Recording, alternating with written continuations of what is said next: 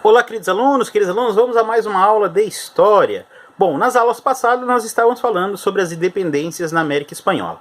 Hoje iremos para a última parte desse conteúdo, falaremos como ficou a situação dos indígenas e africanos na América Espanhola após a independência. Então, para a população indígena das antigas colônias espanholas na América, a independência não representou a conquista de uma maior liberdade. Os novos governos nacionais consideraram que os indígenas precisavam se adaptar às novas condições do país e contribuir para a modernização da economia e da sociedade. Dessa forma, em alguns países que surgiram com as independências, os tributos cobrados dos povos indígenas foram restabelecidos para socorrer os cofres públicos. Em outros países, campanhas militares foram organizadas para expulsar os nativos de suas terras.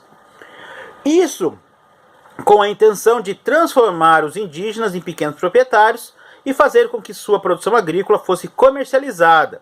Os estados independentes extinguiram então o princípio da posse comunitária da terra, que fazia parte das chamadas reformas liberais, em países como México e Peru. Essa medida, contudo, acabou criando um mecanismo de violenta exclusão política e econômica. Muitas terras indígenas foram parar em mão de grandes fazendeiros e os indígenas se tornaram mão de obra barata, explorada na mineração e na agricultura.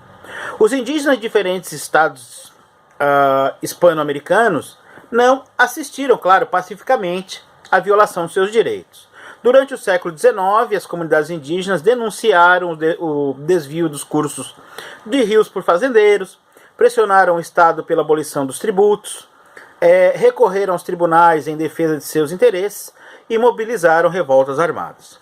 Protestos e mobilizações indígenas passaram a ocorrer constantemente em diversas regiões da América Hispânica. Infelizmente, até como nos dias atuais acontece, os indígenas acabam não sendo escutados e acabam sofrendo com esses governos que só querem saber de lucro. Nem que para isso tenham que exterminar os povos indígenas. Falaremos então agora sobre os africanos, Então a mão de obra africana na América Espanhola esteve concentrada principalmente em Cuba. Lá o sistema de plantation fez com que pelo menos 840 mil escravizados fossem levados para a ilha entre os anos de 1790 e 1870. Para termos uma ideia, a América Espanhola recebeu 1.660.000 indivíduos em condições de escravidão entre o século XVI e o século XIX. Isso mostra que a grande maioria, mais da metade desses povos estavam, então, em Cuba. O fato da escravidão ter sido abolida em Cuba só em 1886 mostra a importância que essa forma de trabalho, que essa mão de obra tinha para a colônia. Vale lembrar que a escravidão africana foi menos presente no restante das colônias hispano-americanas, que contavam predominantemente com a mão de obra indígena. Mas a mão de obra africana também foi utilizada. E ela esteve concentrada somente em regiões da América do Sul, como o Vice-Reinado da Nova Granada, a área especializada na exploração do ouro de aluvião, que é o ouro encontrado nos rios.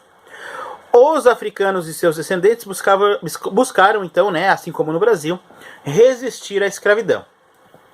Muitos chegaram a formar comunidades semelhantes aos quilombos do Brasil, os chamados cumbis, nas terras do atual Venezuela, e os palenques nas atuais Cuba e Colômbia. Então nessas comunidades eram as comunidades onde eles fugiam da escravidão e iam viver livres. Então muitos africanos e seus descendentes foram recrutados para as lutas nas guerras de independência da América Espanhola, com a promessa de que, após participarem dessas lutas, seriam alforriados, ou seja, adquiririam a liberdade. Contudo, a independência não significou o fim imediato do trabalho escravo na América Espanhola. Como a elite crioula também era proprietária de escravos, a política adotada foi a de extinguir gradativamente o trabalho compulsório, o trabalho escravo. É importante ressaltar que os africanos e seus descendentes deixaram marcas na história da América Espanhola. Suas manifestações culturais, antes rejeitadas, contribuíram para a formação da identidade da América Latina, assim como a do Brasil, né, e de outros países que foram colonizados por outros grupos. Então, né, vimos então que indígenas e africanos foram utilizados como mão de obra aqui no território e que acabaram tendo que lutar para garantir os seus direitos, mas que infelizmente até nos dias atuais acabam sendo não levados em conta esses direitos, né, e acabam sofrendo por causa disso.